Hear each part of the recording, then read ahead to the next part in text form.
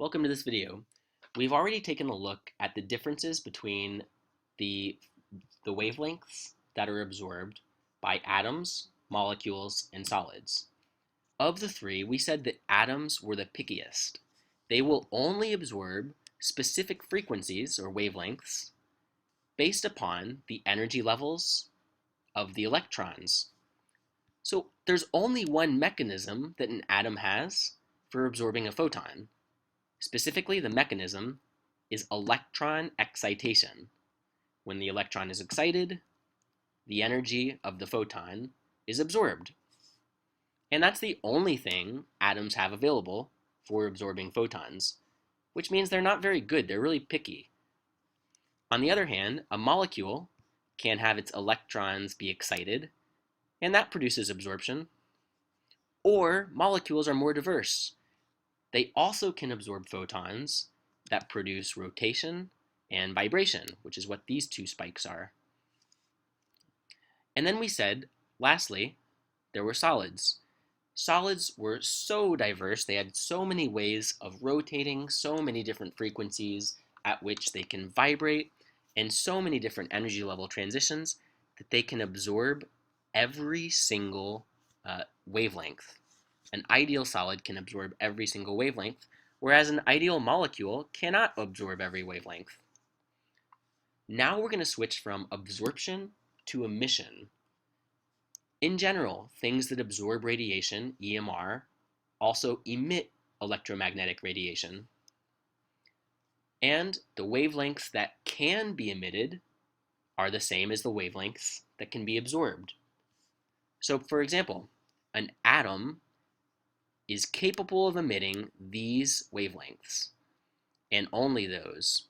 In general, a molecule is only capable of emitting these, the wavelengths that it can absorb. And in general, a solid is capable of emitting every wavelength. But just because it can doesn't mean that it will. Which wavelengths are actually emitted depend on temperature. So let's look at a black body.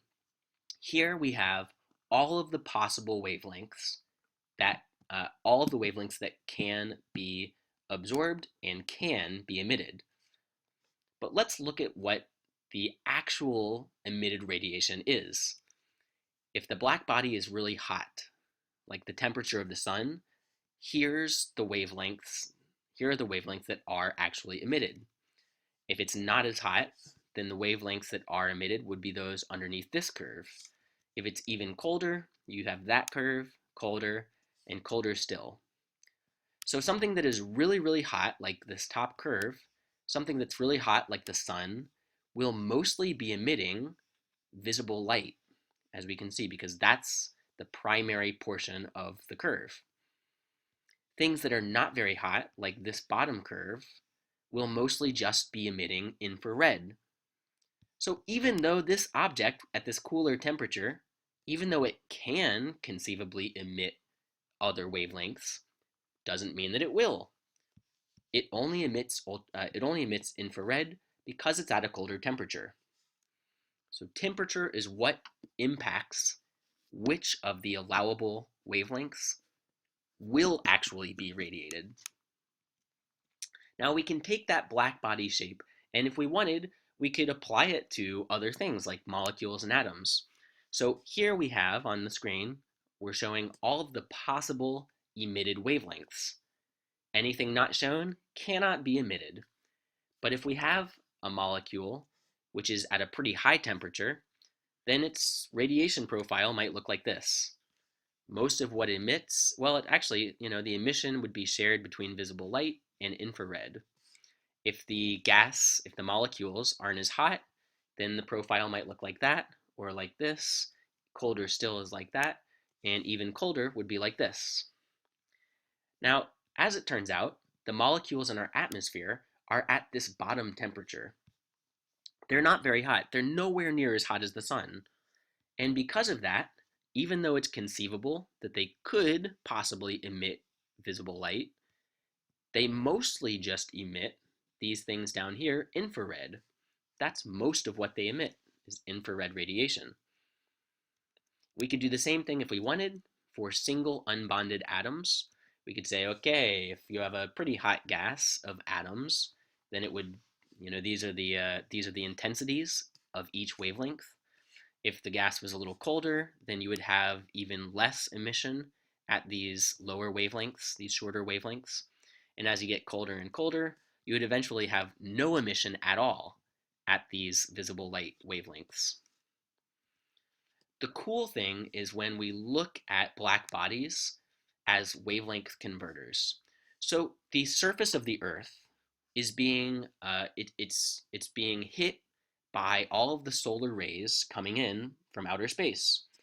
The solar rays that are incident are mostly visible light, and the reason is because the temperature of the sun is quite high, so it mostly emits visible light. The Earth, the surface of the Earth, with which we could pretend for a moment is a black body, absorbs all of that incident radiation because it's a black body. And what does the Earth emit? It doesn't emit the same wavelength. And the reason is because it's not as hot as the sun. The Earth, instead, the surface, is much, much, much cooler. And so what it emits is radiation in the infrared region. So in effect, the Earth is having these shortwave radiation, come and strike. That shortwave radiation is absorbed, and then it's re-emitted as infrared, which is longer wave. And in this way, the Earth, or any other black body for that matter, can act as a wavelength converter. The incident radiation has some particular wavelength, and the outgoing, the emitted radiation, is at a different wavelength based upon the temperature of the black body.